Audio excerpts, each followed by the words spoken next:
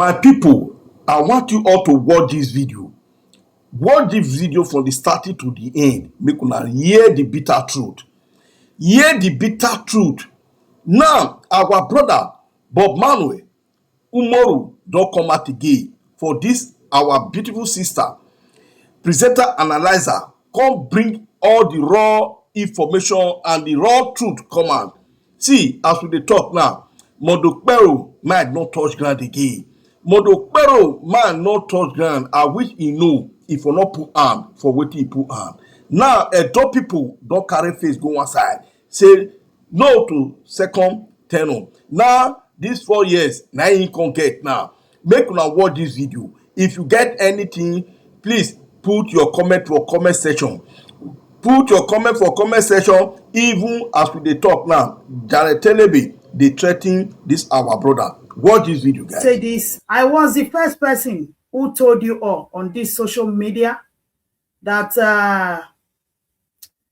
Okpebhelo and Legacy PDP, they signed some agreement, 30% agreement, which I also told you all that I have this document within me, and it was sent to me from people that are also angry. Me, I'm surprised that he himself, our own brother, is aware, because I wasn't having his number. I don't even, normally we are friends on Facebook, but I don't have his number. So whenever he posts something and I just glance through it, sometimes I smile. So because I know that he is in opposition. And but to my greatest surprise, this very evening or this afternoon, somebody called my attention to it, like, Mama, do you know what is going on? I said, no, I don't know what is going on. Have you seen Umoru's video? I said, what happened to his video? He said, go and watch his video, then you will know. So this is I'm going to bring in him, and I'm going to ask him a lot of questions whereby he will speak to Edo people. So let me bring him to the stage, guys, and you hear him. So, okay. My dear brother, you are welcome. Thank you, Mama Analyzer. Good to see you after after a long period of friendship on Facebook. Yes, so yes. Thank you for having me. You're welcome. Good evening, Edo brothers. Good evening, Nigerians, both at home and in the diaspora. Okay. It's nice having me on this show, and it's my pleasure to be here. Both those who are our friends, those who are our supporters.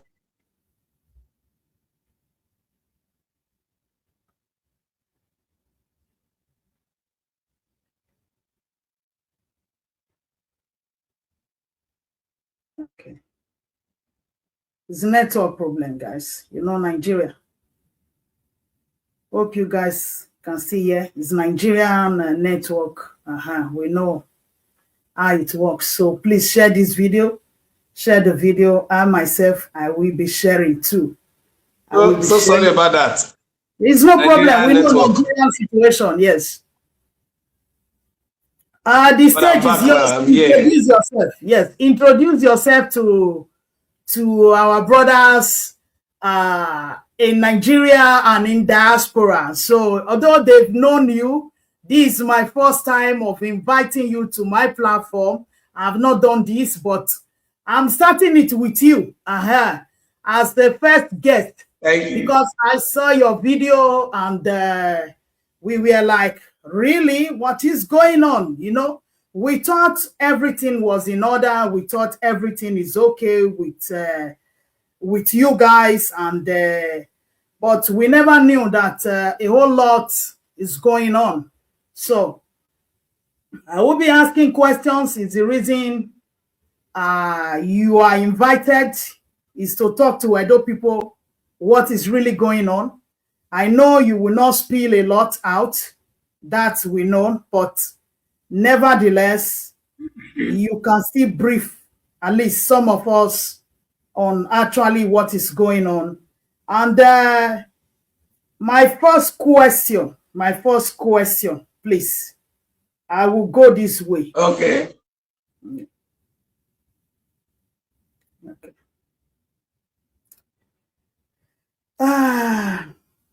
the legacy PDP is legacy PDP, right? Okay. The Yes. legacy PDP, is it made Yes. of, is Ogbehide Ihama one of the leader, or who is actually a leader in this legacy? Because I know that you people have two fashions, you know.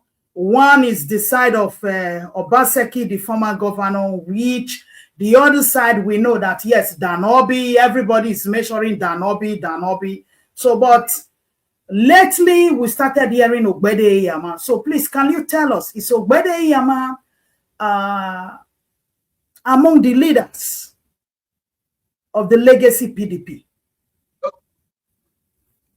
Thank you. For the records again, I like to be held responsible for whatever I say. My name is Omobume Bob Manuel Umoru. I am the President Publicity Secretary of the People's Democratic Party, Edo State Chapter, and elected on the 5th of October 2025 for a period of 4 years.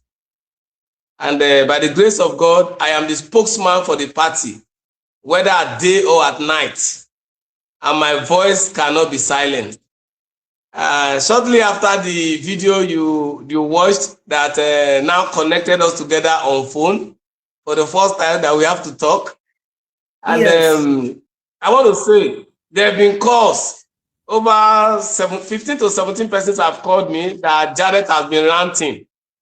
And I told them, I said, Jared is a toothless old village bulldog, bleached with Caro White. You should go and sit down and let responsible people talk. When people want to talk to me, they should allow responsible people to talk to me. I'm not a village champion that managed to escape to America and was deported back safely. You should keep quiet and let me talk. If you want to threaten somebody's life, you won't stay in Paris and be calling my friend, my young people, and be telling them you are going to keep up money, you are going to keep up money. And all of them have told him to call me, has refused to call. But to the question you have asked me, and which I don't know why Jared is crying. He's crying more than the bereaved. I don't know. The question you have asked me is as to the leadership composition of the legacy PDP. Yes. And now, the legacy PDP was bettered in the eve of the height of our infighting in the inglorious days of Governor Godwin Obaseki. Okay. How did we become legacy? We became legacy because we were the original owners of the party. We were the indigenous owners. So Obaseki and his people came in like a mixed multitude. After they were chased away, according to Obaseki, into the rain by Adams Oshomole. And then yes, they came for rescue. We rescued them. But the truth is that what now bettered the legacy was we felt that there was no harmony between us and Obaseki. So we decided to say, Obaseki, you hold your government. We that owns the party, let us hold our party. And then the leader of the legacy PDP is Chief Dan Osi Obi. Ogbehide Ihama is a leader in the legacy. So also am I a leader in the legacy. So also is Chief Hilary also a leader in the legacy. So also are all the chairman, the ward chairman, the senatorial chairman, and various leaders. So we have a lot of leaders, but leadership has its rungs. It's like a ladder. They have steps and all the rest of it. So that's how we came to be. But the paramount leader of the legacy PDP is Chief Dan Osi Obi. Mind you, the legacy's PDP later splitted into several parts. And as long as they were members of the legacy, irrespective of where they are, we still count them as legacy. Why? Because they are indigenous members of the party. Use the word indigenous because I want to see the legacy PDP as a state now, or as an ethnic, political ethnic group. That's why I use the word indigenous. Now, some of them, when they now discovered that the atmosphere was not clear, we had an agreement to work with the APC-led government against Obaseki imposed candidate for 2023. Some of them felt they were not going to do that again in 2024. So they moved to go and support Obaseki, still claiming to be legacy. And the truth is that Whether we like it or not, it is within their constitutional rights as members of the party who were founders to still be known and addressed as legacy member, whether they were with Obaseki or not. Some of them resigned from the party and they went to APC. They resigned and joined APC. And as I speak to you, many of them, 99.5% of them that went to the APC are in limbo because the APC group has refused to inculcate them into the party. On daily basis, they are crying to us. And I will tell you, I will surprise you. Why some of the leaders are deluding themselves, running from left, right, and center, and thinking they want to fight me. I am getting the sympathy of most of our legacy people in APC. Those who have gone to who went with Obaseki, I'm getting their sympathy, I'm getting their understanding. I can do a screen record of the calls that came into my phone today. You will be shocked the high and mighty in the society that put their calls across. So that's why I laughed at Jared. You are telling the full-blown son of Ekpe Kingdom in Nesako Central that you are going to kill me, when only one of my village will walk through your community and no soul will be alive again. You are now bragging that you want to kill an Nesako son. I am not one riffraff they stay on the road. I'm from the royal house of Ekpe Kingdom. I'm from the royal house. My family is the largest in my clan. So Jared should not be talking as if he wants to kill a rat or kill a fowl. But I will address that issue later. Now, in the legacy, we had peculiar issues. And just like, what we call his name, wrote a novel, Things Fall Apart, the center can no longer hold. You've read that novel. So things are falling apart in the legacy, which now gave birth to we having this, having that. And Ogbehide, as I speak to you, except he wants to deny it, he's still claiming to be a leader in the legacy, even though he has gone to APC, he's still claiming legacy. He's still bargaining with Okpebhelo on legacy agreement. Hello, my brother. Please hold on, please. How is that possible that you left PDP already, the legacy group, and you will still go back and claim that you are part of it? Does it mean that he actually didn't fully decamp, or is just playing a double standard game with the APC? I don't know what. Is he playing a game with the APC or is playing games with the PDP? So which one do you think that his leg is here, is neither here nor is neither there? Please expatiate more. Tell us more. We want to know. Mama, let me tell you today, and I want you to cut this part of my speech and send it out. Okay. For long, they have been trying to cage me not to speak. For long. They went to assure the governor. Yes, they went to assure the governor that the only person in PDP that can speak against him, who was the person they used to fight Obaseki's government, is the only person that can speak against him, that they have caged me. But I'm here to tell them today, and tell Edo people and tell the world, you can cage a man, you can't cage his mind. My name is Bob Manuel Umoru. You can't cage me, you can't cage my mind. Ogbehide, as I speak with you, is a member of the legacy and is still claiming leadership of the legacy. I'm in Benin City now, returned back to Benin. When, before I left to Lagos and returned back, myself and Ogbehide met in the house of Chief Dano Siobi. We met there. I was sitting there, he came into that house, I said it, everybody, nobody, he was the one greeting everybody. Even walked up to me to say, Bob Manuel, good evening. And the elders there were just using eye to communicate with me, please answer him. I just gave him a rough handshake, and when I saw that he was not comfortable, I left the room so that he can breathe well. As I speak with you, if Ogbehide is saying he's no longer in legacy or anything, he's telling everybody lies. And those who want to believe can believe. I am giving you full information as the public secretary of the party, as the man in charge of the information department of the party, who has traversed the length and breadth of 192 words for this party's sake. And I am holding the sanctity of this party at high esteem. And I know what I am fighting for and what I'm speaking for. Oredo local government as it is today, all the executives there, Ogbehide Ihama handpicked them. While other local government were subjected to Congress. He should show me the video where he took Oredo to Congress. He handpicked all of them. If it's not legacy, why is he choosing Oredo leader? You are in APC, you are choosing leaders for legacy PDP. And you are in APC already. all the words in Oredo, I think 12 words, if I'm not mistaken, Ogbehide single-handedly picked all the executives. The people we wanted to be women leader, we wanted to be youth leader, we wanted to be everything, Ogbehide said no. Okay, please, And hold on. don't forget, I'm from Edo North. I'm mostly concerned about what happened in Edo North. If Edo South people could not fight it, they were bringing the issue to me. I said, go and fight. Okay, I need to ask a question, my brother. You just said something. I don't. You know, me, I'm an analyzer. And whenever you say something vital, I have to pick the point there. You said he picked all the leaders in Oredo, the 12 words.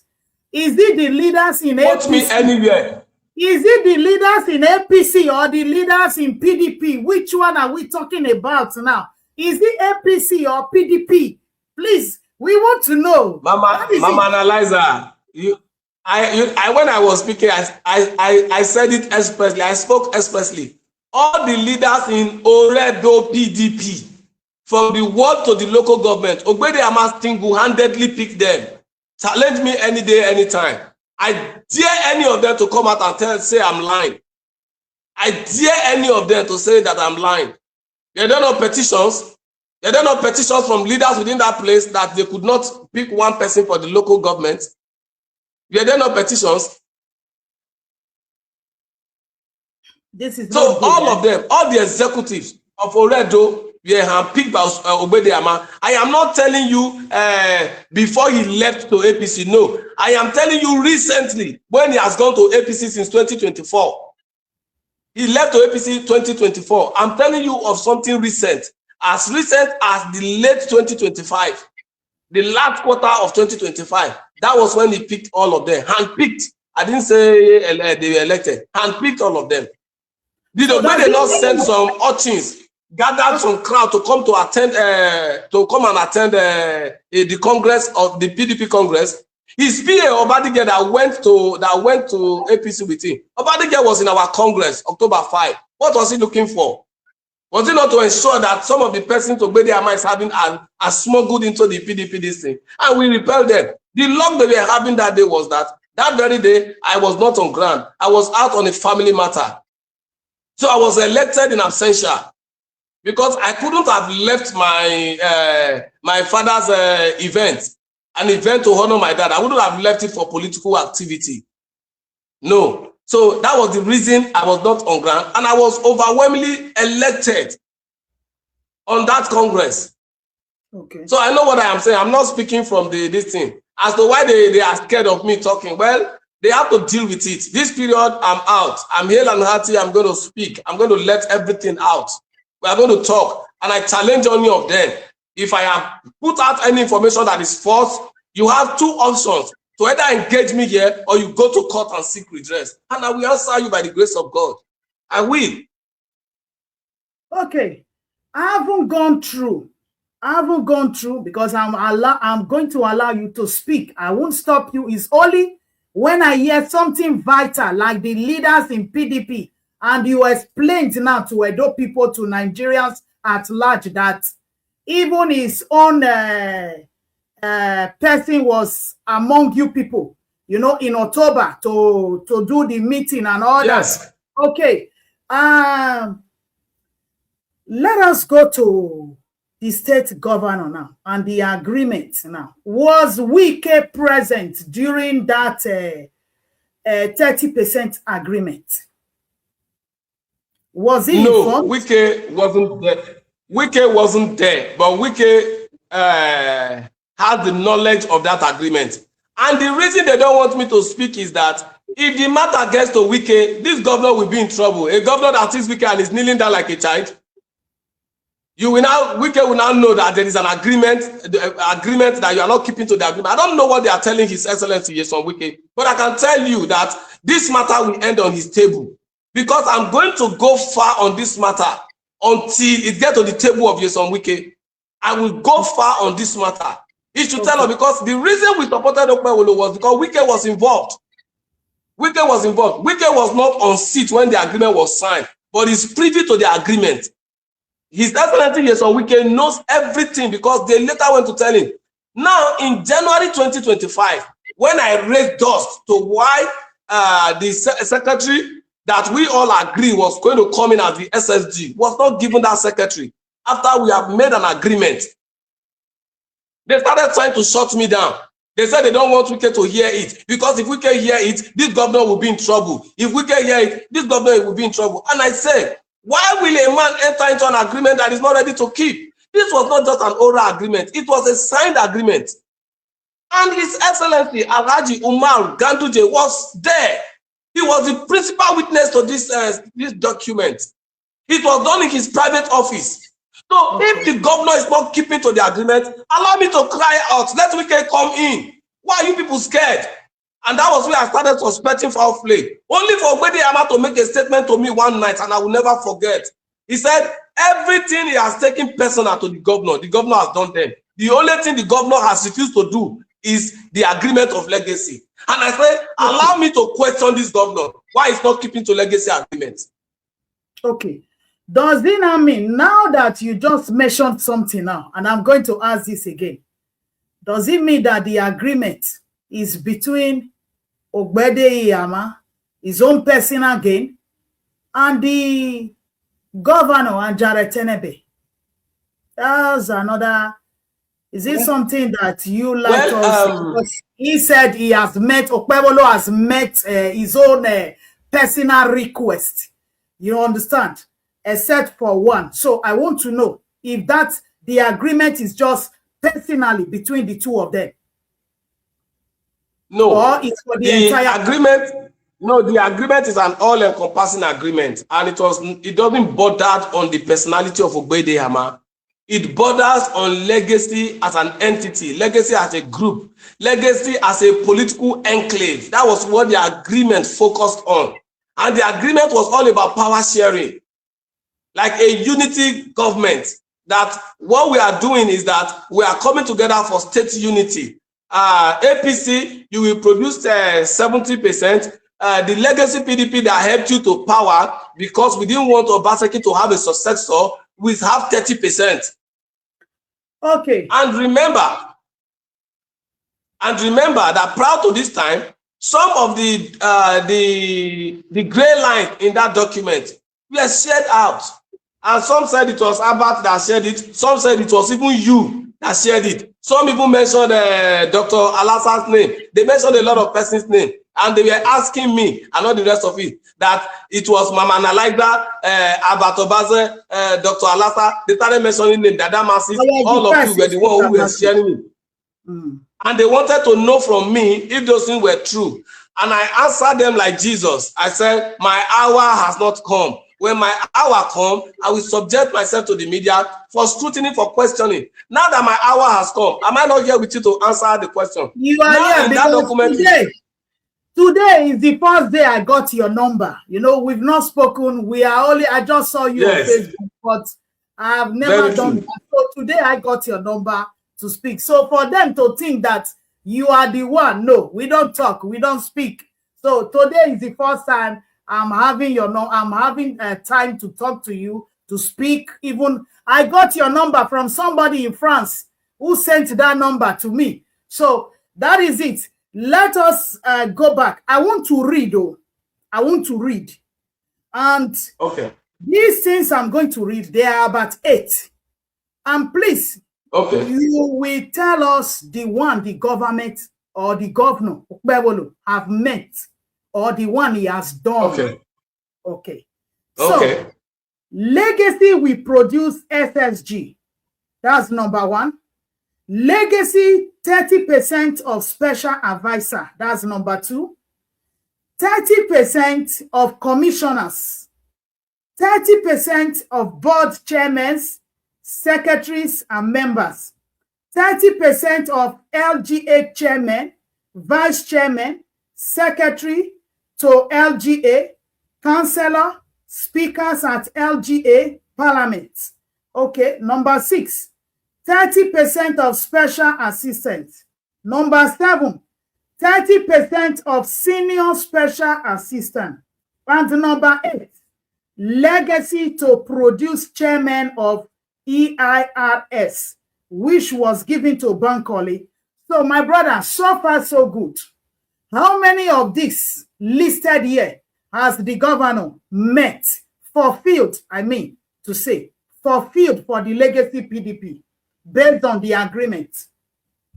Well, the only one he was forced to agree and he eventually gave out was because, I don't think he even did that on the ground of legacy. It was because of an external force that intervened on the matter. That was the one of Board of Internal Revenue, which Honorable Otumba Bankole held for a period of time. And that was because the chief of staff to the president called him and intervened and said, maybe you still try to keep one agreement with these people now. That was how Bankole came in. Okay. And immediately, he was even in a hurry. The one in Akoko. Yes, he was even in a hurry to remove Otumba Bankole Balogun. He was in a hurry to remove him. He was looking for means, but because he knows that Otumba has the backing of the presidency, that was why he was scared of removing him. He has done all his best to remove him within 2-3 months. So when Otumba said he was interested in contesting for House of Reps, he sees it as an excuse. Even in the House of Reps matter, he was almost sabotaging the man until intervention came again on the matter. Therefore, Commissioner, we were to produce 30%. As I speak to you, only 2 of legacy extraction were given, and that is Barrister Nosa Adams and Honorable Jofel, which is Felix Ahabwe, the former Commissioner of Works that was now moved, I think, to Ministry of Water Resources or thereabout. So those were the 2. And I can tell you, between me and you, those 2 of them cannot tell you they are product of legacy. They will tell you that it was their hard work that brought it for them. So remove the 2 of them. No legacy was given to Commissioner. Because they resigned. Out of every... They resigned from the party before that agreement was reached. So they started working for the governor before the agreement was reached. So if they have said they did not get it on the altar of legacy, I agree with them. Then for the special advisor, then the 3rd commissioner that came, which they are claiming is legacy, but it's not a legacy. Why I'm saying this now, I know legacy leaders are watching, or they will watch it after. They know in their conscience of conscience that I'm speaking the truth. And many of them today, by the course I've received, they are with me on this matter. That the party should remain focused and divorced from anything called Okpebhelo, Ogbehide, Ihama, and all of them. They should be on their own.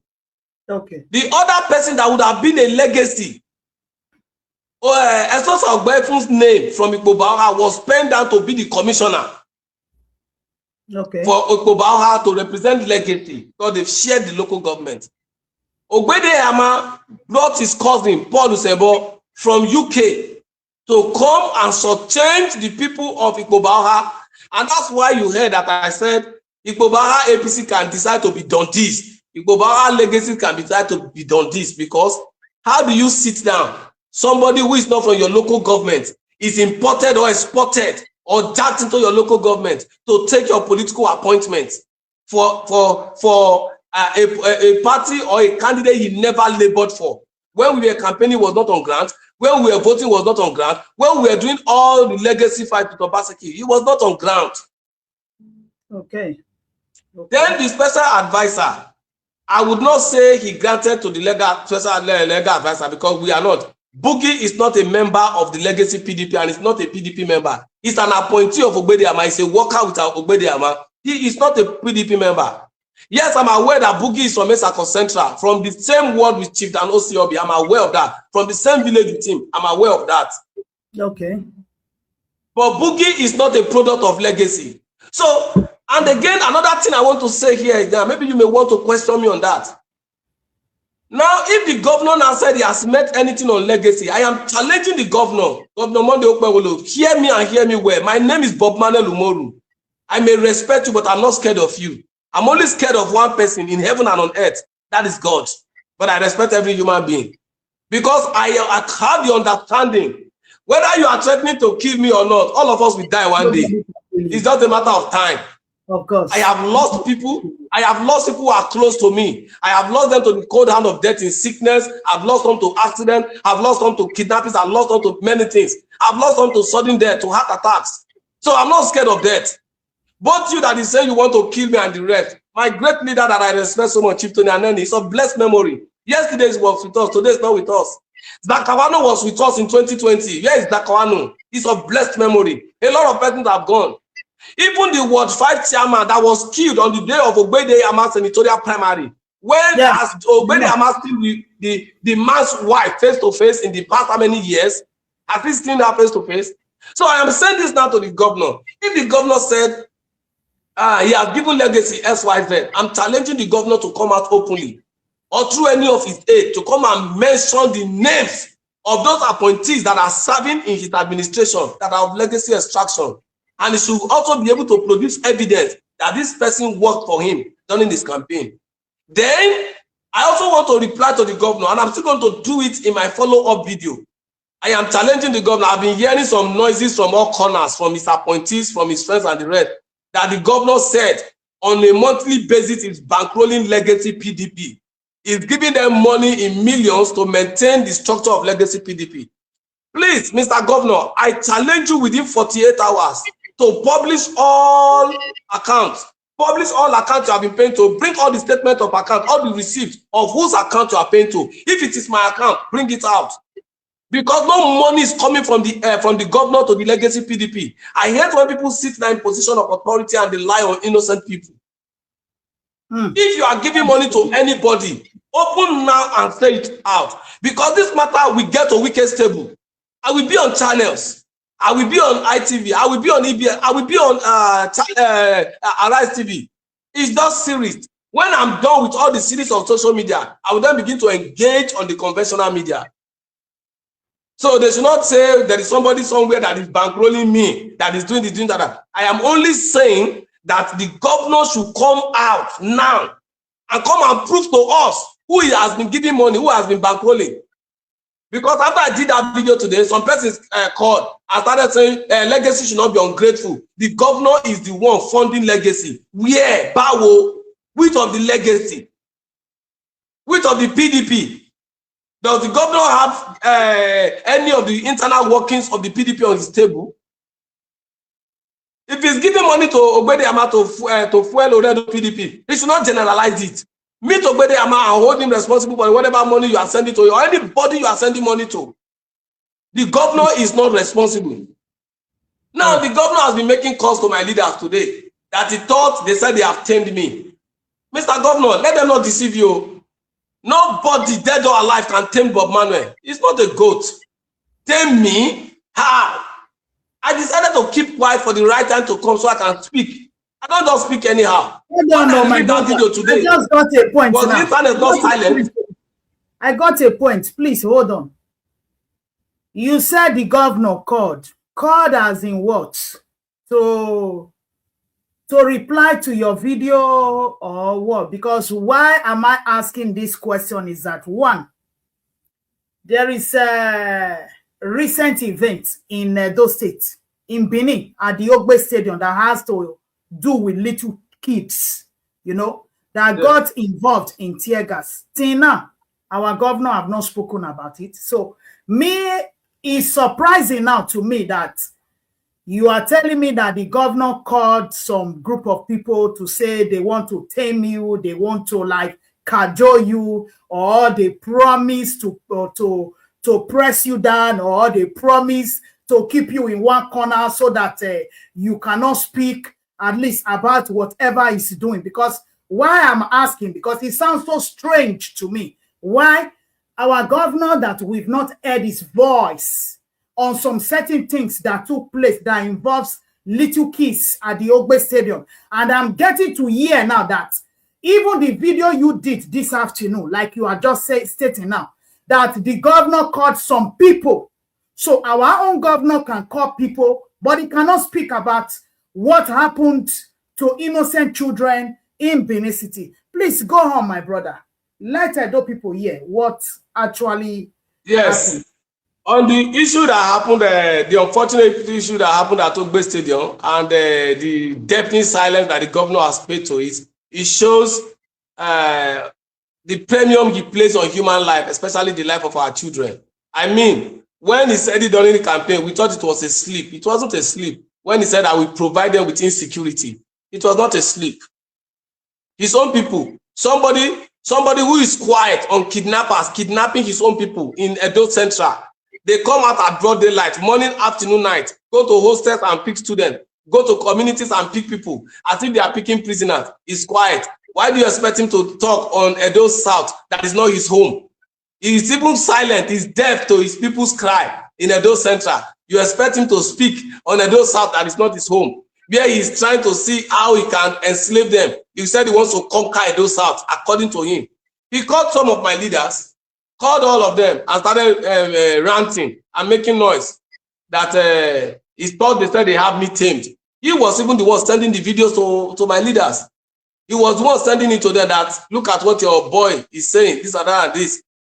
And then from his own source, they now started calling me that he said he's the one bankrolling legacy PDP. And I said, Bibawo, how?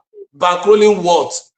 Does legacy PDP look like what a government is bankrolling? We are the ones sourcing out all our activities by ourselves. All our travelings, all our activities, everything. We are the ones sourcing it out by ourselves. APC went to convention, they came back with money. Did they hear that we went to convention and came back with money? We are in the process of rebuilding, and that's what we are focusing on. So the governor should focus on the pains of his party. And there was something he said to them. He said he doesn't want opposition in Edo State. And I said he's joking. And part of the thing he called for, you know, in that video, I made mention that the 2026 budget they went to hide. I have the budget already. The only person that has that budget in Edo State House of Assembly is the Speaker. Maybe as I'm saying it now, all the House of Assembly members will start running up and down like toad. Say, Abemo na photocopy na give me. They don't. He just came there, no press, nothing, read it upside down. As usual, the figure is confusing him. And then they try to manage the situation, cut, and join, and all the rest of it. And none of them has that budget. So because I said I have the budget, that is what is giving them sleepless nights. And I'm going to speak to fact. I'm going to speak to the pages of this document. I am a political scientist by profession. I am not a pushover in this matter. When it comes to politics and governance, I'm an expert. When it comes to party politics and understanding it, I'm an expert. When it comes to the rudiment of running government, I'm an expert. So I know everything about budgeting. I have good friends who are economists who will sit down and analyze. And we have begun to look at the document, and I discovered that Edo is in dangerous hands. Edo is in dangerous hands. And I'm saying it for the last time, Edo State is in dangerous hands. So if the governor wants to make call, he should stop calling my leaders to call me to order and everything. Go and call kidnappers to order. He should go and call kidnappers to order and call insecurity and all the rest of it to order, and not me. A lot of things are needing his attention. He's absent. So, Mama, leave that thing. Like I've said, I'm giving him 48 hours. He should come out and he should reel out the name of those in legacy PDP that is paying money, that is saying is bankrolling us. Because my state chairman has never called me to tell us that the governor brought one money. Neither has the secretary said the governor brought one money. Neither has anybody called us to say, oh, Governor Smith will share this money. Nobody. Nobody has even brought money that we can say we should share. How much more? Saying the governor. Okay. Yes, we are factionalized, and we are wicked faction. In all of this, I'm speaking to you authoritatively that there has never been a time that one money came from Abuja and they said it was wicked and sent it to us. So how can a governor who is not even the one in charge of our structure be claiming that he's the one bankrolling PDP in Edo State? I am challenging him. If he doesn't give me answer on this matter, I would let out more dangerous cat out of the bag. Okay, my brother, let us go to another chapter now, the one that has to do with Edo South, you know, because it's one of the reasons somebody like me came out, started talking to the governor. You cannot enforce a candidate on the people of Edo South, whereby you didn't do it in Edo North, you didn't do it in Edo Central. Why is it that you want to do it in Edo South, and you are telling everybody, because he was the one bankrolling Ogbehide Ihama to contest that primary. I was privileged to some information whereby how they were sharing money, giving them money to go and deliver calling the LGA chairman to his office and all of that. So my question now is, was there in that agreement that Edo South senatorial ticket should be given to Ogbehide Ihama? That's one. Two, was Ogbehide Ihama's name written in that agreement? That's number two.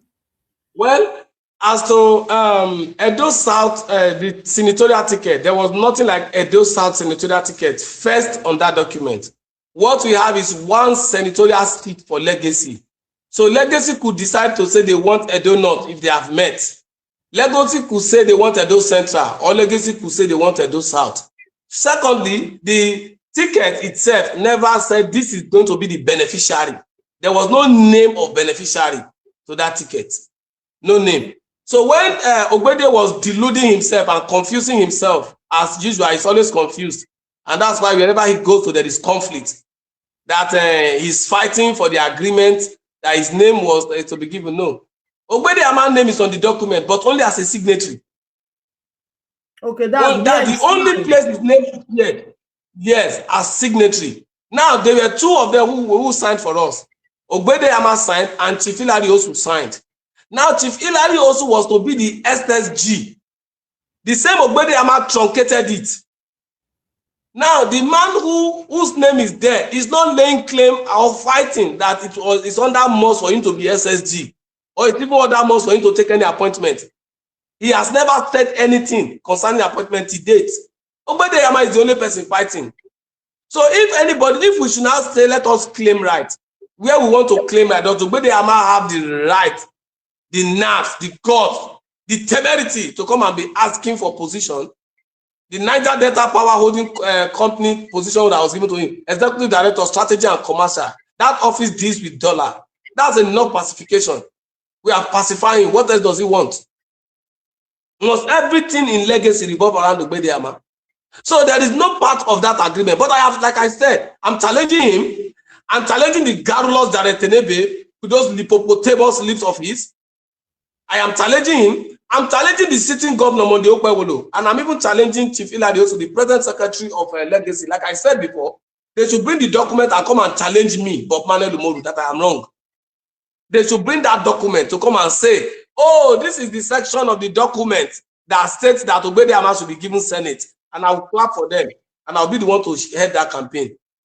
But until then, I'm telling you authoritatively, the document before me, and funny enough, the reason I'm even boasting, I'm saying it is the same Ogbehide Ihama that opened the document and showed it to me.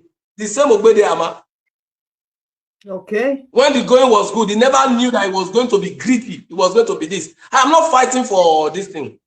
Do you know how many legacy leaders whose destiny were truncated? They are at home getting angry.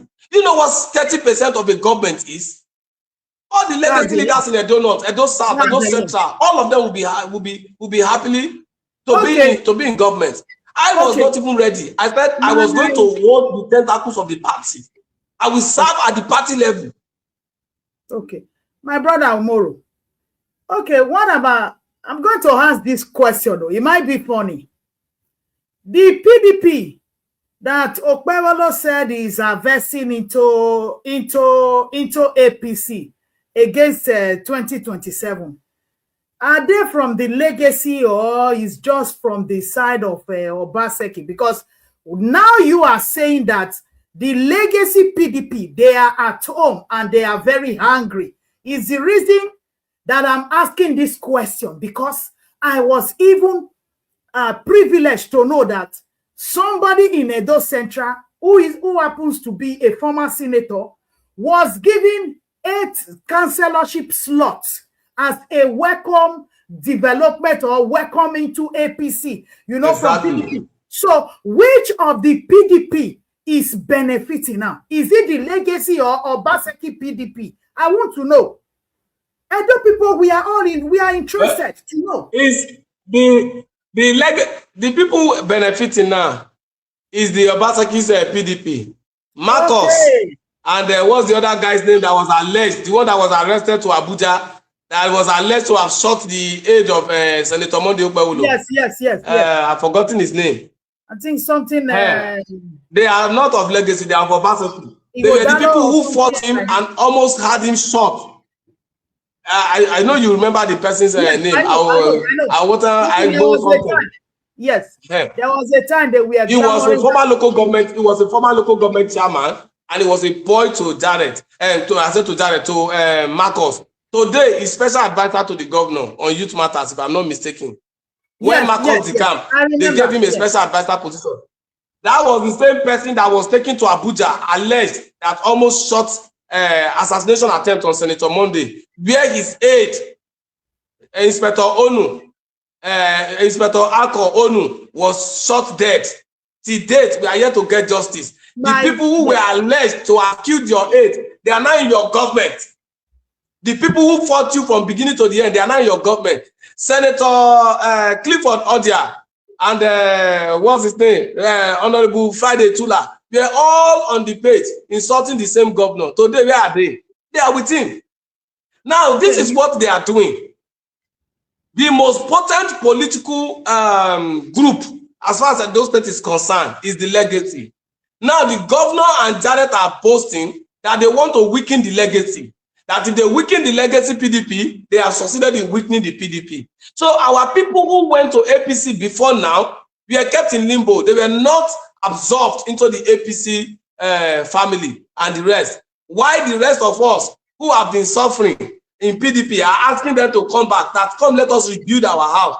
Those ones are in limbo. Some leaders are telling them not to come, stay there. We are talking to the governor. Meanwhile, you just wanted to keep them there to waste them. Because to Jared and to the governor, if we allow the legacy people come back and unite with their people, they will push Okpebhelo out of government. But I'm saying it loud and clear. There is no way Okpebhelo will win second term in Edo State.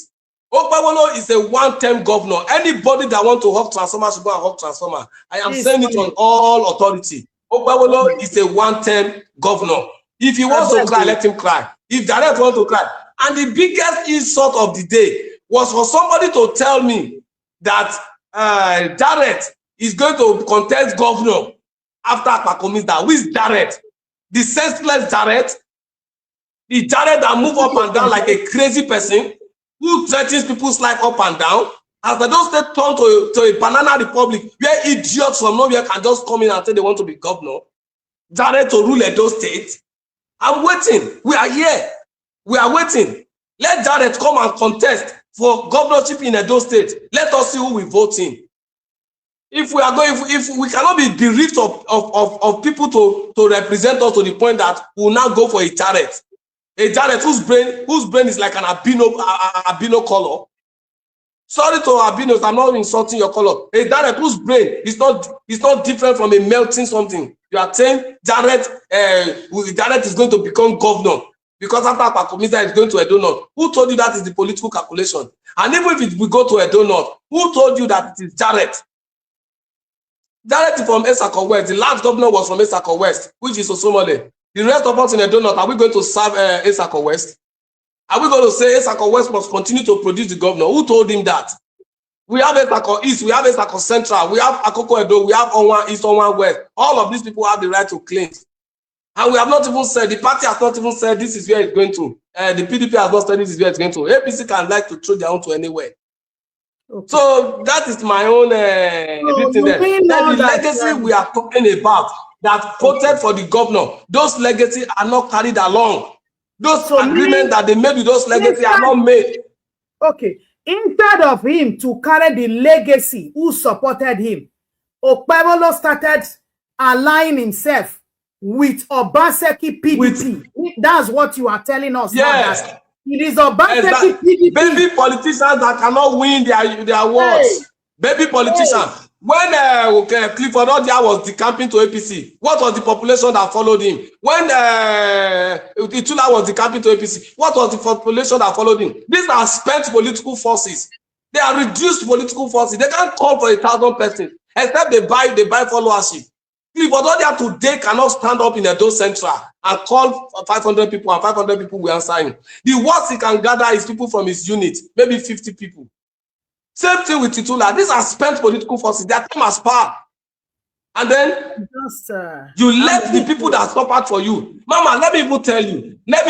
Is it the legacy people alone? What of the APC that even suffered for you? How many of them were appointed? Yeah, you see why I'm weak now. You see why I'm weak. I follow up all your video. I followed up Olakoko's video. I followed your video. I follow Dr. Alasa's video. I follow every one of you. What is in for you people? Who among you have been called to even say thank you? No. So you see, there's something is fundamentally wrong. That Okpebhelo is an ingrain of ingratitude. It's built with ingratitude and it's fed out on that. And then they come to tell me that the governor is not like that. The governor is not like that. A governor that tells lie that you are bankrolling PDP. The governor tells lie that he's bankrolling PDP. Except he comes out to say he never said so. He must produce evidence of where he has been bankrolling PDP. Who is Okpebhelo to bankroll PDP? His PDP is tied to bankroll PDP. I'm weak here, you know, because I thought it was the legacy PDP that I enjoyed, but I didn't know that. Okay, you are right, because somebody like Aslem Ojezua, you know, that the one that was reigning one time under the mango tree, is part of Obaseki government. Yeah, it's true. You are right. So meaning Aslem Ojezua joined us at the legacy coalition. He joined us at the legacy coalition. If you have time to even meet with him, he will cry more to you, because I've not seen anything revolving around him that he has been compensated. I'm not aware. All the persons who contested at PDP at one point or the other, Okpebhelo made promises to them. He made promises to them. We are not even asking you to keep those promises. How can you make a 30% or 70% agreement with legacy and you refuse to keep it? And you want to have peace? Mama, you see, let me tell you, agreement is agreement, yo. Agreement is agreement, yo. You don't reach for settlement. You can't tell me nonsense. Agreement is agreement, yo. Those nonsense the governor is saying, those nonsense will be subjected to fire and they will burn like packs of cards. If he is not keeping that agreement with legacy, he should go and never call legacy for anything. And let me tell you, the Osomole that I know will get this man out. Oh, he's going to spend only one time. Osomole that I know, Osomole that is already prepping somebody for governorship, Osomole will take him out. He will not come to PDP that he wants to come and hold our ticket. I will stand up like a Goliath. I will stand up like a David. I will stand up like a mighty man of valor. And I will let him know this is not APC. We are not giving ticket to accidental membership again. Never. Never. Never. Thank you. Thank you. You make agreement with us, you renege in the agreement, and you are telling us you don't want opposition in the state. For which state? Are you the owner of the state? Are you the owner of the state? Power is transient. Okpebhelo does not have more than November 12, 2028. On the 11th of November, the 9th, by 12 a.m., 11th of November, his tenure as governor expired. By 12:01, 12 November, the tenure of another person comes in. I can tell you today, quote me any day, anytime. Okpebhelo is a one-term governor. He's coming once and that's all. Even his Babalawo has told him that he's going to be a one-term governor.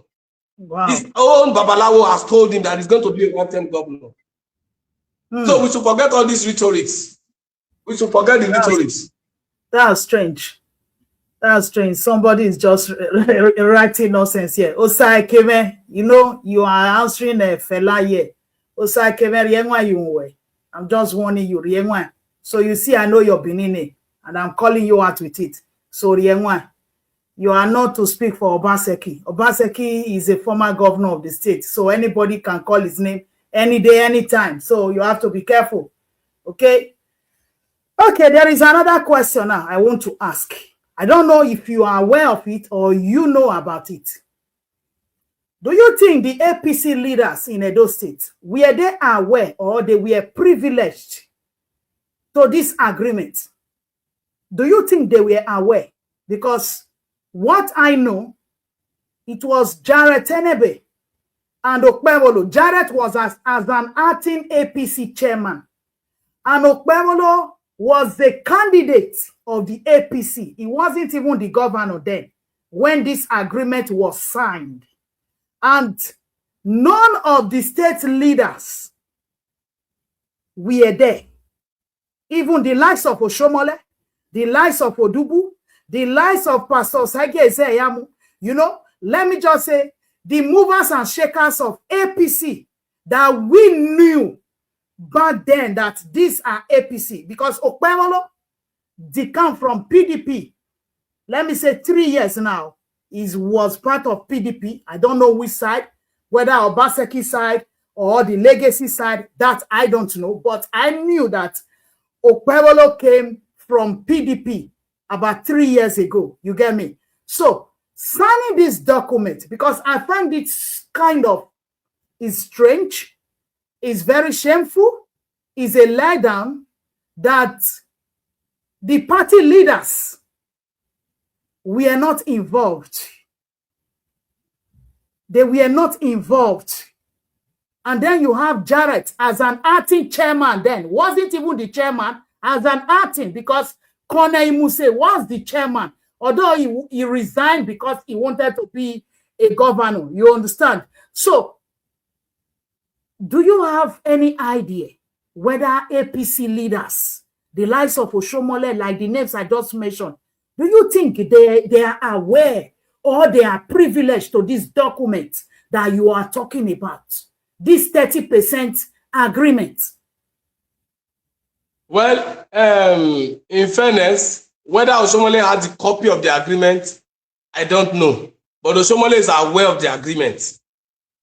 Because this is aware of the agreement. This agreement was made in Abuja. And as at the time they were making the agreement, it was after we have considered, you know, Ogbehide was to come in as the deputy governorship candidate to the deputy, Monday Okpebhelo. Yes. Now Oshomole approached the president, and the president waved into the matter and pleaded with Ogbehide to relax. I was going to compensate legacy with a position, and he's going to put Ogbehide there. Which he now gave there to are many Ogbehide. things myself and which he gave to Ogbehide. Which he gave to Ogbehide in August 2024. Now there are many things that myself and Ogbehide discussed on that appointment as to legacy.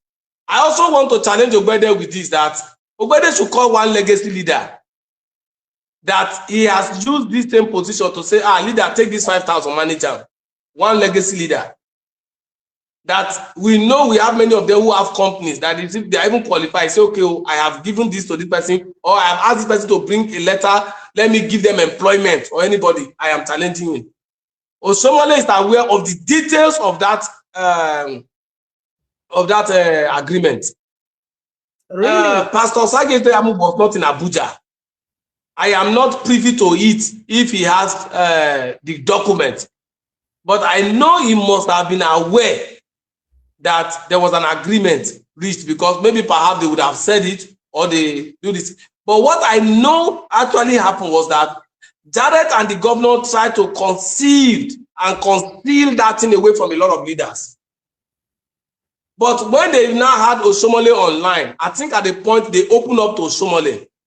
Because if there was an agreement that you are aware that the agreement specified that you have given Senate to Ogbehide, how can the governor also be promising Pastor Sage Ezeyamu the senatorial ticket of the day South?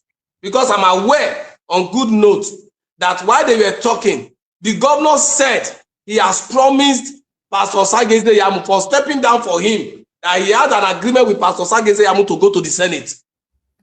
Oh my God! I did not hear this from Pastor Sage Ezeyamu. I have never called Pastor Sage Ezeyamu. Hold on, my brother. Don't move, Anicho. Don't move. So, are you telling us now, Edo people, Nigeria, are you telling us now that the governor had an agreement with Pastor Sage Ezeyamu based on the senatorial ticket for stepping down for him? And now he's now fighting tooth and nail against Pastor, but he's rather supports Ogbehide. My brother, Speak more on this. That agreement, what was expunged away from the agreement, according to Ogbehide when we were talking, the deputy governorship ticket was expunged away from the agreement because they had to go back and revisit it and remove that one, edit it away, because the president already said they should leave it for Denko. They should use it to compensate to Somali and leave it for Denko. But at the eve of writing those things, the governor specified to our team that he has promised a Edo South ticket to Pastor Ogbehide Yamu. I'm aware of that one. Oh my! So whether at any point, whether they now went to meet pastor to go and sit down, that they want to give that position to Legacy, I'm not aware. But I'm aware that on the document, it is stated that Legacy will produce one senator. The document never specified whether it's Edo South, Edo Central, or Edo North. So it means that if Legacy meets together and say, governor, now Edo Central we want to, it means the granite sharing senator, Ikpeya, will go and sit down. If we have not said, oh, it is Edo North we want, it means that Ihama or somebody will go and sit down, which will now spare trouble for the governor again. If we have not said it is Edo South we want, it means anybody will go and sit down. But we never agreed on Edo South. No Legacy was consulted by Ogbehide that is contesting Senate. If Ogbehide has consulted anybody that is contesting Senate and the person is telling him go, his Legacy ticket, the person is wrong because you have to carry us along. And meanwhile, we already washed our hands off Okpebhelo because he's not somebody who keeps agreement. Okpebhelo is a betrayer. So we already washed our hands off it. So as I was saying, Pastor Ogbehide was not in Abuja when the agreement was finally cleaned up and signed. But that day they finished signing that agreement, Osomole was with most of our leaders that day. So he was already privy to it. And I have evidence to all that. There are videos where you have seen them in hotels eating and drinking and all the rest of it. What would they be doing? They were discussing all of this. They were discussing all of these matters. You are aware of that. Why do you think Honorable E.J. Agbonaima, he didn't want to expatiate? Honorable E.J. Agbonaima was privy to this. He was in Abuja too. He was not at the point where the document was signed. He was not at the point where the document was signed. But Honorable E.J. Agbonaima knew that there was a document signed. Okay. He knew there was a document signed. Okay. Another question I want to put up here now. So meaning our governor is playing a double standard game here. Is what I'm seeing here. You promised pastor for stepping down for you to give him the senatorial ticket. And on the other hand, you are now fighting pastor, telling pastor, step down, I'm supporting Ogbehide Ihama. Meaning you are because they told him that pastor will go to Senate and come back and contest governorship with him. Meanwhile, before heaven, Ogbehide told me, instead of, you heard it in that video, he said Okpebhelo is an accident of history, that he will go to Senate in 2027. He will come back and that he will come and contest against Okpebhelo, that will kick him out. And when Okpebhelo does not know the reason why they don't want me to talk, because I was already angry that Okpebhelo was not keeping the agreement. So it was left for Okpebhelo to come out and tell Legacy leaders, Legacy have been keeping the agreement too. Then we will not be able to let him know the issues on ground. But Okpebhelo took side and started telling them to cage us. Cage who? Are we chickens? Are we goats? Are we lions? No. Who can you cage? Meaning nobody in Legacy can cage anybody.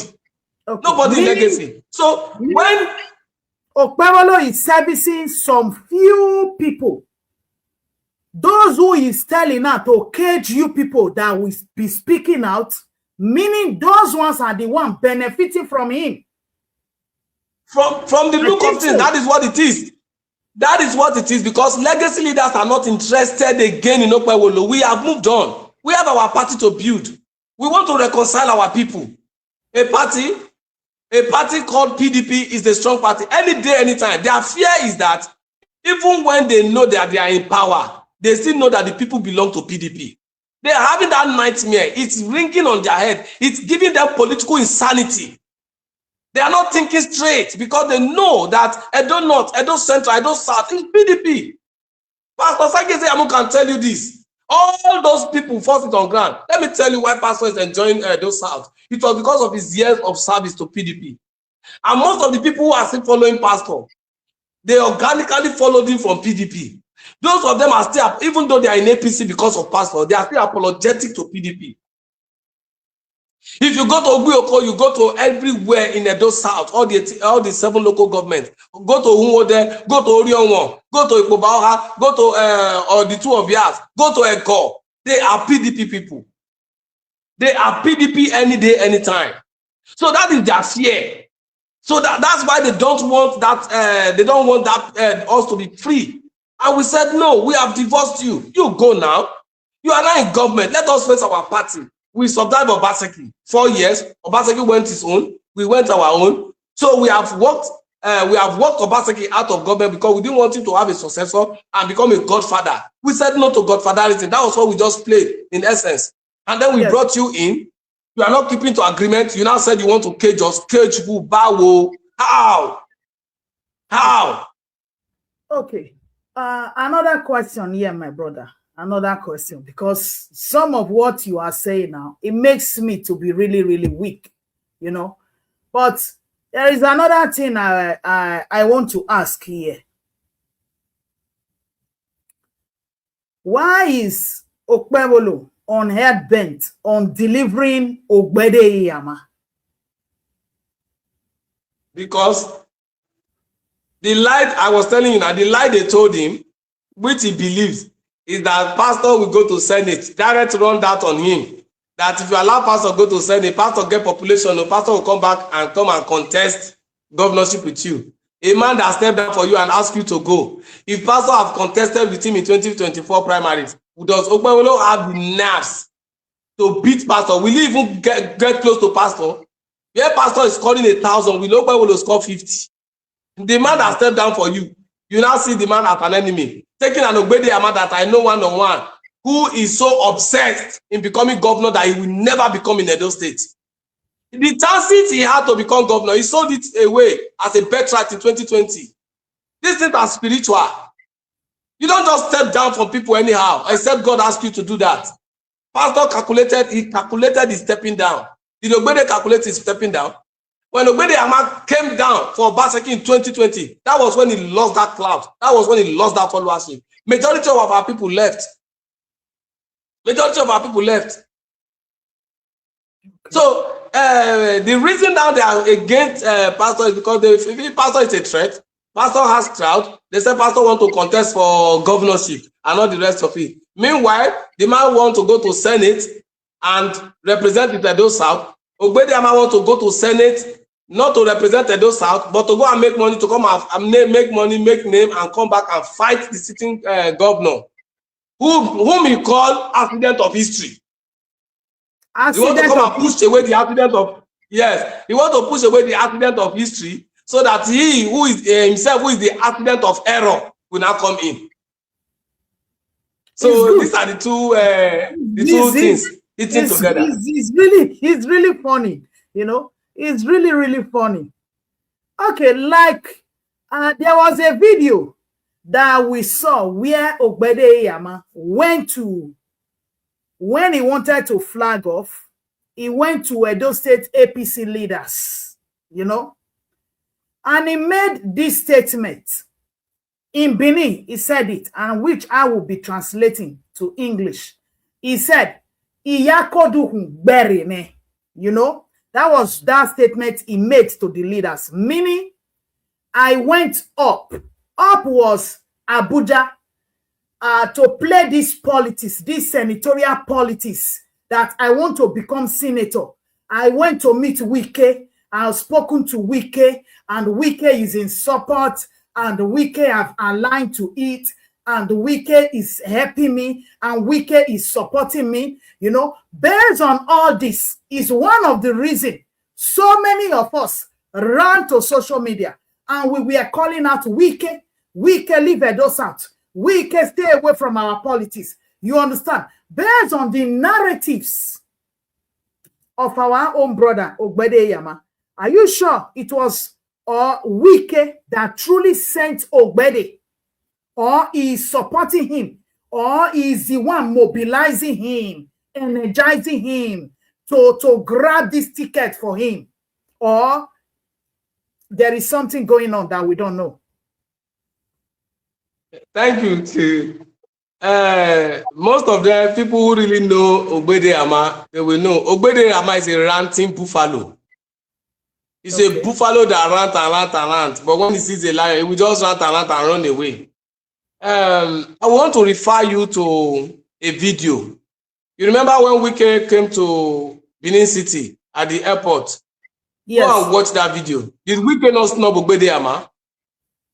When he was moving with elder statesman Adam Soshomole, and Ihama wanted to go and shake him. Ihama ended up shaking himself because Wike looked at him and took his eyes away.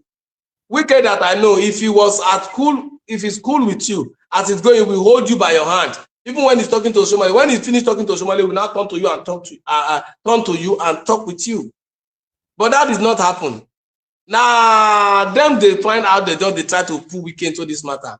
He has already gotten to the mess of it before Wike was involved in the whole matter. Wike was not involved from beginning. It was already on the mess of it. And the reason they want to involve Wike was because they felt pastor was too big for them to beat. They didn't want to involve him from the beginning because most of us would have asked question. Why have you people not taken the issue of the agreement that Okpebhelo refused to keep to Wike?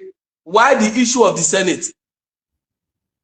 Why the issue of the Senate? So if he said he has gone up, down, is anybody choosing who to become Wike's senator for Wike in Edo State, in Rivers? Who in Edo State is choosing who becomes Wike's senator? Who in Edo State is choosing who becomes Wike's governor? Who in Edo State is choosing who becomes Wike's House of Reps and Wike's House of Assembly? Yes, Wike is my leader, but he has limitation. Edo State is not its appendage. That's not the truth. If I still settle yes on Wike, I will tell him face to face. Anybody can call for your help, but Edo State is not your appendage. You cannot give your final authority on this place. His Excellency Yeton Wike cannot stay in Rivers State or stay in Abuja and tell Edo South people who should go to Senate and who should not go to Senate. He doesn't have that prerogative. He doesn't have that constitutional right. No. Wike is not like that. Wike does not meddle into people's activities anyhow. You can call Wike for assistance. He will give you assistance. But Wike does not love people. Let me give you an example. If Wike was to force people on somebody on people, Wike would have forced Ihama on PDP in 2020. He didn't do that. It was the same Wike they are trying to spoil his name now, that start all the forces down and pleaded with everybody. Say, let us take this thing easy. All of them, this national chairman ran away. All the governors ran away. They left Wike in the matter. It was Wike that resolved the Edo State issue in 2020 that gave Obaseki ticket. That was why when Obaseki disappointed as a betrayer, they know that's why they don't want to report Okpebhelo to Wike. They know what Wike will do to Okpebhelo. Wike hate betrayer. How would you make promises to people and Wike is part of it? You renege on that promise, you want to have peace. No. So whatever I'm doing now is the same thing Wike will do. I have the video where Wike was advising Okpebhelo when he just came. Yes. He told him not to betray. Let me open up to you today. Let me open up to you. I can send that letter to you. I was the one that wrote a private letter to Wike. It was that private letter I was using to talk to Okpebhelo in Port Harcourt. When Okpebhelo went there for a luncheon to thank him, it was that letter. I wrote a prayer. I'm saying it today. Like I told you, this matter, it will get to Wike stable. So it is now they are dragging Wike in. You did not keep agreement. You are dragging Wike in to come and help you fulfill an agreement that is not existing. You are dragging Wike in. So why are you people not going to tell Wike that the agreement we have with Legacy, you people are not keeping them? But you could easily run to Wike and say that a Legacy member wants to become a senator in Edo South, and you want Wike to come and perform miracle. And meanwhile, the Legacy member is only known in his word in Oredo. In 2024, I don't want to say certain things. So I don't want to say certain things. I will go back to 2024 result. Wait. It's not funny. I'm laughing. You are saying a Legacy member. You understand one thing I'm saying here now. Ogbehide, Ihama, Jaretenebe, Okpebhelo, and Hilary Uso, the four of them, and the former APC national chairman, Ganduje, they signed this agreement as Legacy. But today, Ihama said he's no longer legacy member. He's an No, APC he's no longer member. he's no longer in PDP, but he's in legacy. What is the difference? Now, please, can you explain? This is what I'm saying. He's anti-party now. He's playing anti-party. He's one leg in APC, one leg in PDP. It's simple to know now. He's the one who has speak. He's the one who has speak all the APC PDP leaders in Oredo from the ward to the local government. He's the one who has unpicked them. He's the one who has unpicked them. If they are bold enough, I challenge them to take this matter before weekend. Let us see who will lose. Let them take this matter to weekend. Let's see who will lose. Let's know who weekend will scold. You can't just come out and talk and then tell me because weekend is involved, I should not talk. Somebody is cheating us, I should not talk. Do you know how many legacy leaders have they spent millions on election day 2024? They didn't release money to any legacy leader. Legacy leaders spent their money to win their units. Just for you to become governor. And you're not governor, you're not telling us that you are bankrolling us. Bankrolling who? Okay. Now, my brother, I'm going to ask this question again. Is this senatorial ticket, is it for legacy PDP or Ogbehide Ihama is working for APC? This is the question that I'm here now. Because legacy is not aware that anybody is seeking for that ticket. For legacy, we have removed our hand from Okpebhelo's matter. Legacy is not aware. Ogbehide should not bring legacy into this matter that there was an agreement. No, we were not aware. You should go and face this matter. Legacy is not aware of any of these things. Nothing concerns legacy inside. Because why I'm saying this is how Wike, because we know that Wike is PDP. How can somebody who is in APC keep on telling us that our own River State brother, Yesom Wike, the FCT minister, is the one sponsoring him, helping him, is PDP, helping him to become a senator in APC. It sounds so strange in our ear. Mama, let me clear the air. When he said he has gone to Abuja, he has come from up to down. He wants to come and win. Let me clear it today. Let's assume, let's agree without conceding that the APC give the senatorial ticket to Ogbehide Ihama. Ogbehide Ihama cannot win Edo South. Even if they rig the election for that, he can't win. And let me tell you, I will tell our people what to do on the day of election. I know how they rig election. All those things that they say they won't rig. We know all their secrets. I know all their secrets. Many of them cannot win their unit. They should come to my unit and rig now. They should come to my unit and rig. All their secrets, we know them. So what they are banking on is rigging. We are going to repel them. We are going to repel them. It's going to be fire for fire. Rig this election. You can't rig any part. Let me tell you. APC is not in the race for Edo South. The only thing that makes APC to look as if they're on the race is because of Pastor Sageze Yamu. In the event that the ticket gets to Pastor Sageze Yamu, yes, I know it's going to be a tug of war. Because we already know that the most popular and most accepted political gladiator in Edo South today, alive, is Pastor Sageze Yamu. That would be the only threat that Pastor Sageze Yamu is on the ticket. Remove Pastor Sageze Yamu there, nobody in APC can win Edo South. Nobody. Do you know who is in ADC? Do you know who is in ADC? Major Matthew Dwokeme, ADC. Yes. Matthew Dwokeme is not a pushover politically. These are gladiators. I've had series of talk, fight, and all the rest with Matthew, but Matthew Dwokeme is not a political pushover. When you have picked Pastor Sageze Yamu, you will pick Matthew Dwokeme. When it comes to gladiator, then let me tell you, in NDC, we have an Honorable Ihama, who is also a gladiator within Okpebhelo and Eko. But let me tell you the advantage Ihama is going to have. That the obedient voices are still in the Edo South.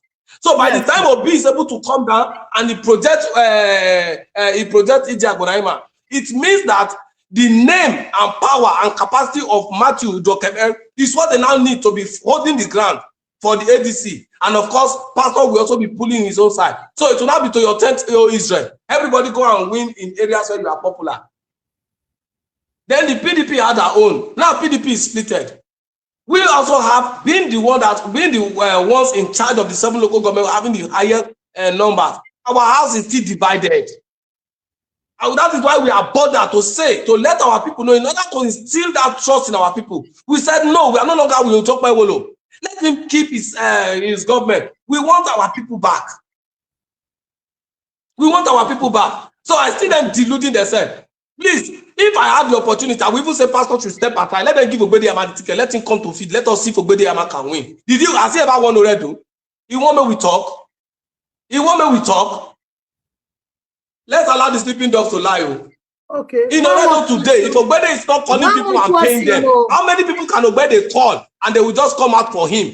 If he's not calling people to pay them, 3,000, 5,000. I know the people giving him population. Huh? Okay. When they went to welcome him at the airport, I know the people that brought out the population to welcome him. May they not let me talk a beg. If he's not giving out money to people, can he pull out population? Okay. Before we go, my brother, what do you have to say to Edo State Governor who did not meet with the requirement or the agreement of legacy PDP? Because why I'm kind of weak, I'm kind of surprised. Not that I didn't know all this, but what you are saying this evening, it got a whole lot of me, you understand? Because why am I saying this is that Ogbehide Ihama is neither in APC nor legacy PDP, but he's fighting tooth and nail to like, I want this senator. I want to be the senator. I am fighting for the legacy PDP. That is what I believe is making Danobi to know, is making Wike to know, and including the governor, who is also telling the entire Edo South people, this is your candidate. This is your candidate. Go and support him. Vote for him. Vote for him. And he's spending Edo State taxpayer money, resources to promote and project Ogbehide Ihama on the people of Edo South. Of what benefit? Is it the benefit of APC or the benefit of legacy? Is what we want to know, my brother. Well, what I have to say to the governor is you can spend all you want to spend on Ogbehide Ihama. You are not doing it for legacy. You are doing it for yourself. And I also want to tell him, he has 48 hours to respond to me. Mention all the names of legacy persons that you have injected into your administration. Mention all the agreements you have kept with legacy that you are boasting about. And please, the governor should tell us who is bankrolling in PDP. In legacy PDP, he should tell us who is bankrolling, who is giving money. Whichever account that money to, he should let us know. Because for us, you are not paying money to us. So don't put Igbo in our pocket and call police. No put Igbo for my pocket, go call police. No put Igbo for legacy PDP pocket, go call police. You are not paying anybody in legacy. We want to know. Then secondly, I want to also let the governor know that it is my duty as the publicity secretary of PDP to speak and criticize the government constructively. And it's within the jurisdiction of my office. And I'm going to do that to the latter.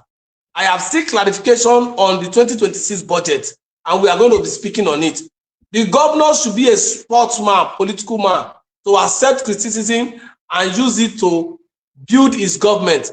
If he said he wants to hoodwink or he wants to witch hunt, he go wound himself.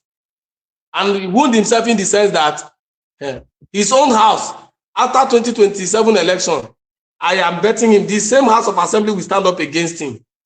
Said they wanted to impeach him early this year. They wanted to do an emergency impeachment on him this year. I was the one that leaked that secret. I have to call different persons. Yes. They wanted to impeach him January this year. Really? They wanted to impeach him. Yes. I was the one that leaked the secret out. They wanted to, because why? I can even also tell you that 80% of the people who are running around him are not happy with him. 90% of APC members, genuine APC members, are not happy with him. 90% of the APC media who also suffered for him are not happy with him. And I can tell you 99% of legacy, 99.9% of legacy are not happy with him. Of course, I know you are one of them. So he should go and face governor. Then I should also tell him that he may be the only miracle some people need to stay alive. He should go and secure the lives and property of our people in Edo Central. He should go and secure the lives and property of our people in Edo North. He should go and secure the lives and property of our people in Edo South. The governor is confused. Like he said, it is confusing me. It was not the figure that is confusing him. Governance is heavy on him now, it's confusing him. He should go back to the table and begin to reel out the demands of the people. He should begin to reel out the promises of his campaign. To secure life and property is the foremost responsibility of every responsible government. If Okpebhelo is a responsible governor, he should place premium on the life of our people by going to fight kidnappers, fight every form of insecurity in Edo State. You have security votes running to billions of naira. It's a billion. Spend that money wisely. It's 1 billion. Yes. It's 1 billion. Yes. Edo State 2026 budget is almost 1 trillion naira. It's 900 and something billion. And I want to also ask questions because I'm coming back so that when I start putting them out, they will know. Ramat Park flyover. The governor has a lot of things to clear. I want to know why there are 3 budgets for just 1 flyover. The 2024 budget revealed. Let me get my charger. Continue. The 2024 budget reveals that the governor has a mark 24.3 or 24.6 billion for the Ramat Park flyover. And I want to ask, are we casting the Ramat Park flyover or what? So these are questions that need to be answered because first you started the flyover without recourse to legislative approval, without a proper budget. In 2025, the Ramat Park flyover, and of course the the Adeswa flyover, were captured in the 2025 budget. Why are you making another budgetary provision for the flyover again? To the point that only Ramat Park flyover is now gulping a whooping sum of 24-point-something billion in naira. So these are the salient questions I want to ask the governor and nothing more. And I think he should face governance headlong.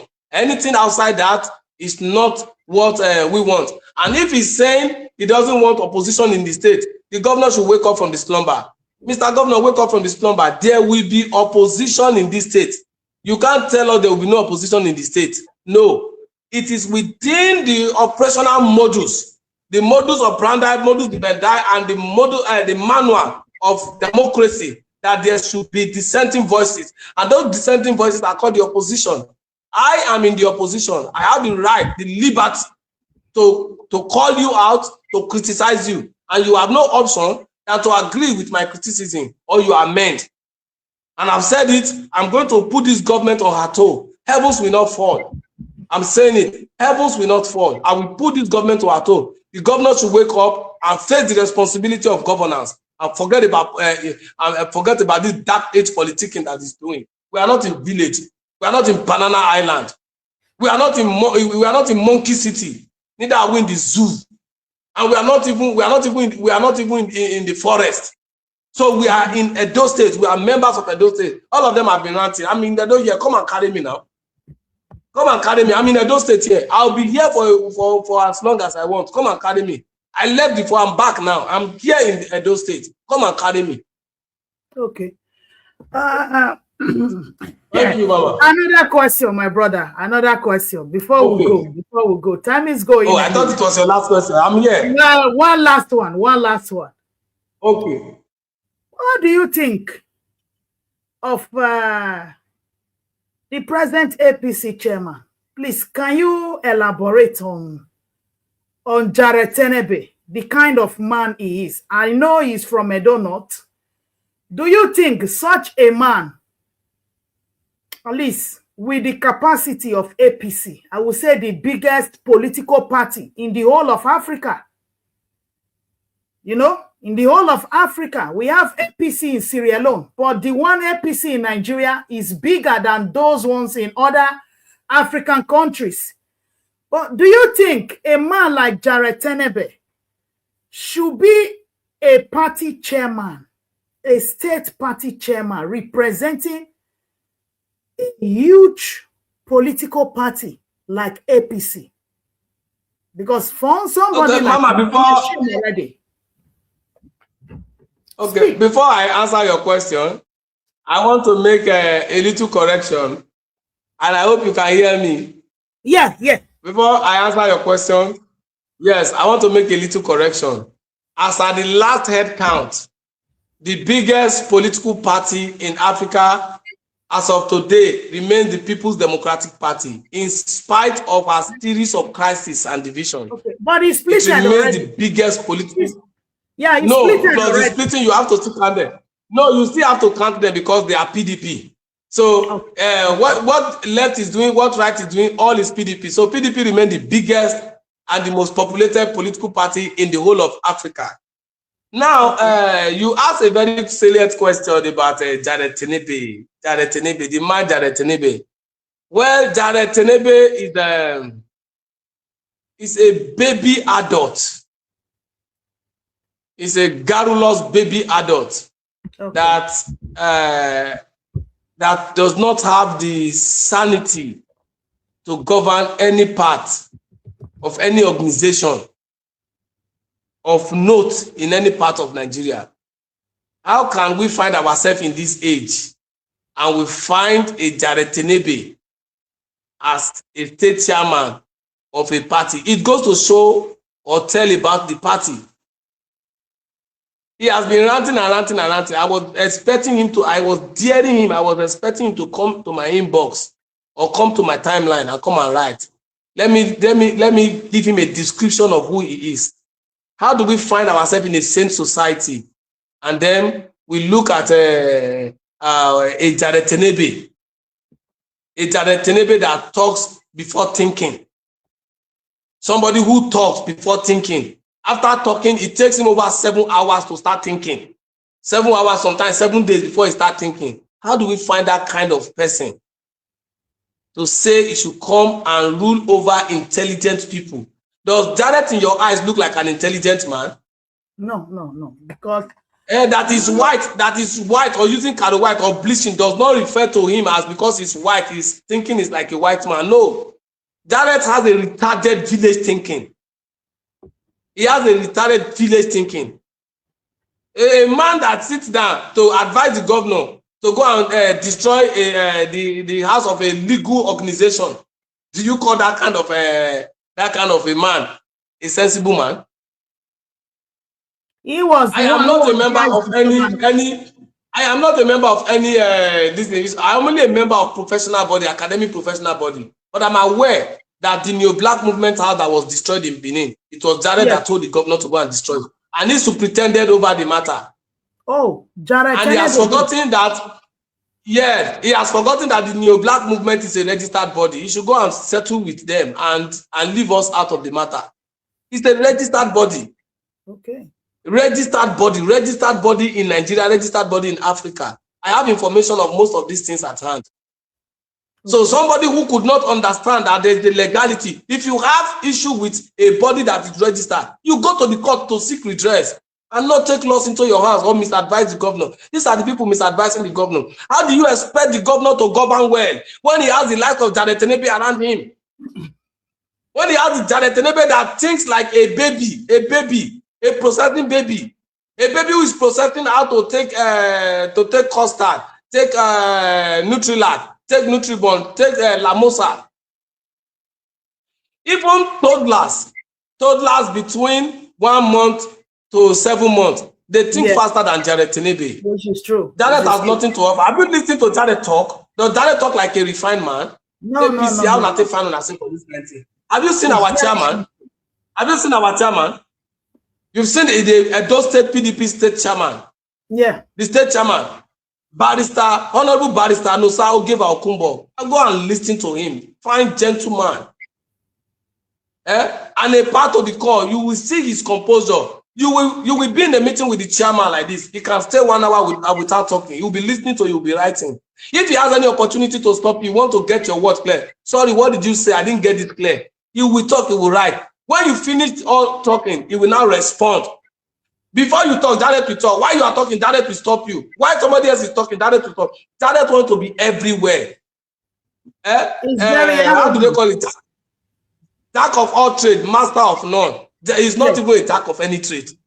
It's not even a jack of any trade. Is it not the same Jared that lied to us that Comrade Philip Saibu stole his wristwatch, stole his this, stole his that? Because there was a video where he said they even want to knock his bomb. I was surprised that exactly. And he can throw shades, but he cannot take it back. He's a garrulous Jared. He talks from his annals. He talks from everywhere. No sense. The first chairman in the history of Edo State politics heading a political party that doesn't have sense is Jared Tinebe at 61. If he has sense, how will a 51-year-old man that has sense say he want to retire the 63-year-old man? What is the difference between 61 and 63? In my village, 61 years and 53 years are in the same age group. Age group, because yes. Because yes. I saw his write-up, one of his write-up, where he said, I'm glad to lead the youth. And I will retire the leaders or the old political leaders or whatever. Let me say it here. Oshomola, let me say it here. Yes, any youth that Janet is leading to retire anybody, go and check the brain of that youth. Maybe they are the ones they went to remove from psychiatric from Uselu. I don't think they have their senses correct. Any youth that has the senses correct will not follow Jared. Will not follow a 61-year-old man to say he wants to go and retire a 63-year-old man. How old is Ikpeya? How old is Papa Oshomole? You have not retired Oshomole. You have not retired General 13. You want to go and retire Pastor Sageze Yamu. I'm surprised. You have not retired Tinubu. You want to retire Osageze Yamu. How old is Pastor Sageze Yamu? How old? He's not 63. There are people in PDP who are still older than Pastor Sageze Yamu, and you are still calling them youth. And you say you want to lead the youth. It's only blind youth, those who are blind intellectually, who are blind in their brain, who are blind in their eyes, whose destiny has been blindfolded, that Jared can lead. And that's why I said it clearly. If you check a crop of youth around Jared, that Jared said is leading them somewhere to go and retire anybody, check them. He said that they pack them from Yaba left or from Oselu. They are psychiatric patients. Jared can only lead people in the psychiatric zone for his own mission. He can't lead intelligent people because he's not intelligent. Forget about that glass and that suit he's wearing. It's not the pointer of intelligence. And these are not tips for you to know intelligent people. That is fair does not mean that he's intelligent. That is fair does not mean he's brilliant. That he talks from left, right, and center and face camera does not mean he's intelligent. Yeah, I talk intellectually and academically. Jared should go and sit down. When did Jared graduate? He just went to school last year. When did he finish from his base university? This year he said he finished from base university. When people were going to school, where was Jared? He was busy climbing trees, jumping from one pancane tree to another, and all the rest of it. Then he saw one Oyibo, said somebody that could not put his thinking together. A black man from birth turned himself to a white man. Is that the person you said we should be looking at? Let's look at important person and talk about them. Take Jared and everything concerning Jared, pick him up and dump him in the dustbin of irrelevance. That's where Jared belongs to. He does not belong to where intelligent people sit and talk. Thank you very much, my brother. Time is not on our side anymore. I really, really appreciate you coming to my live broadcast this evening. I guess my viewers, they also enjoyed it. Our Edo brothers and sisters who are here, they are all laughing. Majority of them, they are rolling on the ground already. You really made our weekend a special one. I believe a lot of Edo people also, they are laughing, they are happy that you came out this evening, despite your tight schedule, to also let us know what is really going on.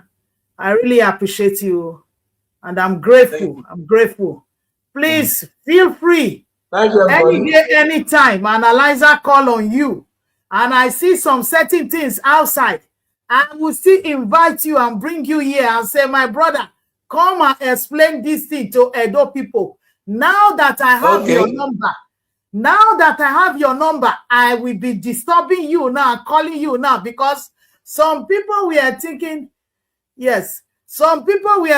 how did Analyzer get hold of this thing? They don't know. I told them, I am in PDP, I am in ADC, I am in ABGA, depend on the kind of information that I feel I want to have.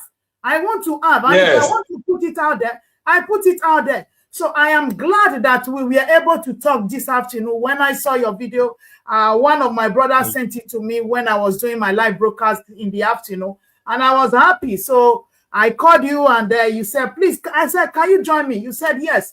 So thank you very much for coming. We really, really, thank you so much. I'm grateful. Please wait for the next episode. You will get another video shortly. I will roll out more information so you can ask more questions. Thank you. I will do that. Thank you, everybody. Thank you, man. Thank you so much. Thank you, man. Thank you so much. Bye, my brother. Thank you. God bless you. God bless you. Thank you. So my Edo people, I believe you all have heard. You've heard what he said.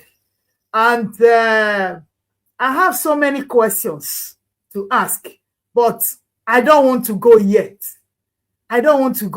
Because why I said it, we are not yet criticizing Okpebhelo, but we are stating categorically that no godfatherism, nobody can play godfatherism on Edo people. And you cannot cajole Edo people or enforce a candidate on Edo people. Gone are the days. Obaseki couldn't try it. Even Comrade Adam Sali Oshomole, it didn't work. So Okpebhelo, for him to also now say, I want to force Ogbehide Ihama on Edo people, you giving us different choice. Ihama is the choice of Edo South. Anything other than Pastor Osagie Ihama representing the good people of Edo South. Okpebhelo. Anyway, I want to thank my brothers and sisters across the globes, including the ones from Edo State, Edo Central, Edo North. Thank you all so much for supporting Pastor Osagie Ihama. Many of you are not from that senatorial district, but you all saw the injury being done on him. Meanwhile, we just heard now from an opposition where he was telling us that Okpebhelo already had an agreement with Pastor Osagie Ihama. So why is Okpebhelo promising and failing people here? Okpebhelo doesn't stand by his promise to people. And these are the things he did to so many of us. Okpebhelo did it to so many of us on this media space, on this social media space. A man who told us we work together, we share together. But immediately he became the governor. He is the only one enjoying it with the likes of Jared Tenebe. A man who talks without thinking, So, Okpebhelo make many promises to a lot of people. Okpebhelo can promise one job to 10 people, and he will still not give it to you. He will tell you, I'm giving you this. He has done it to one of our father, our brother, Edo's son who lives in America. He will tell him this job, I'm going to give it to you. Don't worry. You are getting it. Don't worry. I'm giving it to you. Don't worry. Before you know, Okpebhelo will give that job to another person. And when you not call, you not say, Okpebhelo, you promise, you already said you are giving me this. I will give you another one. I will give you a better one. Is what it does with people. Okpebhelo, I told you, I said, whatever you feel you are doing in Edo State that makes you think or believe that will make Edo people to love you, I'm sorry. I'm sorry. Use Obaseki as a case study. Let Obaseki be your guidance and your compass. Check it. Look at it. Obaseki, his own people are still defending him today. You don't have media team. You have nobody defending you. You don't have. You only have hunches. You have what we call paparazzi. Those who are not well equipped, established into social media arena. You don't know. We've not started criticism. We've not started. We are just only deliberating on, yes, Pastor Sage Zeyamu for Senate, no to Ogbehide, no small picking senator, no imposition, no this. Is what we are talking about. We've not started. We have not started criticism. And when that time of criticism comes, we will be opposition to you.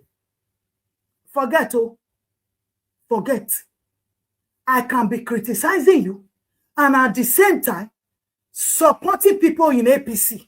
Yes. That is it. That is criticism for you. I will be criticizing you and at the same time, I will be supporting people contesting under the platform of APC. President Tinubu, me is my #1 candidate. I won't lie. Because I want dividends of good governance, especially in Edo State, the one that you are trying to collect the glory. And that glory is not for you. Tinubu is working on in different states, especially the one that has to do with federal roads. That federal road does not belong to you. And don't take the glory. In this Okpebhelo government, before I have this video, you begin to see 100 people. The only thing they are capable of showing you is nothing else than Rama Park. The beauty of this flyover. This is Ramat Park, Benin City. The other one is Rama Park, Benin City. This is Rama. It is the only thing you hear from Okpebhelo media hunches who don't even know the work of how to promote, how to project, how to give dividends of good governance to the governor that they are representing. You understand? Your Excellency, we have not started. When we start, we are going to start from 2024. That is an analyzer for you. And before I start, every penny, every kobo that you have collected as federal allocation, including the 13% oil derivation money you are collecting on monthly basis. Analyzer is going to tell Edo people how much you've collected yet. I'm going to explain it, and Edo people will know. Since 2024, because there is no longer subsidy, and the president is giving it to you. Even in Delta State, their allocation, the federal allocation, is headed to 1 trillion naira. Is headed to 1 trillion naira. Edo State is also in those areas. In those areas, including our 13% oil derivation money. And the security vote, I am hearing some certain things that, let me put allegedly first, that Sylvester is the one collecting that security vote. Okpebhelo, let me just put allegedly first. The reason Edo people are having insecurity, let me call it allegedly. But I have my information, how that money is being shared. Okpebhelo. Okpebhelo. Okpebhelo.